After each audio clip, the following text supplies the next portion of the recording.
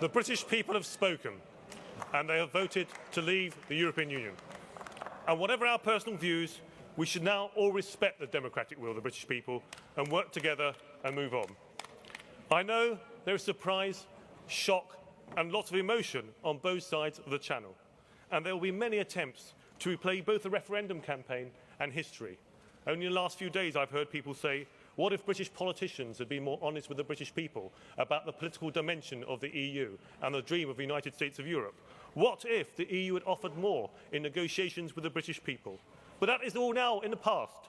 Now, politicians in the UK and the EU both need to look to the future. And both sides of the Channel, we need to pause and start thinking about our negotiating strategies. Let us think carefully in the short term about the best relationship for us both in the long term. As the Presidency said, cool heads must prevail. Across Europe, there's disagreement amongst leaders about what the EU should be seeking in its future relationships with the UK. Some are saying, let's go slowly. Others are saying, let's punish Britain. Others are saying, oh, we have a plan. We have an association agreement ready. And just in the, as in the EU, there are differences. There are differences in the UK. When to trigger Article 50, whether to look for an EU-UK trade deal, whether to look for an EEA deal, or some other scenario.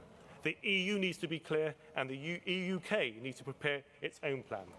And in the meantime, the treaties are clear, and they must be respected. So both the UK and the EU negotiators need to give the market certainty over the timetable for negotiations. Prepare your negotiating positions ready for when Article 50 is triggered, and look for a deal that is as much as possible mutually beneficial to both the EU and the UK.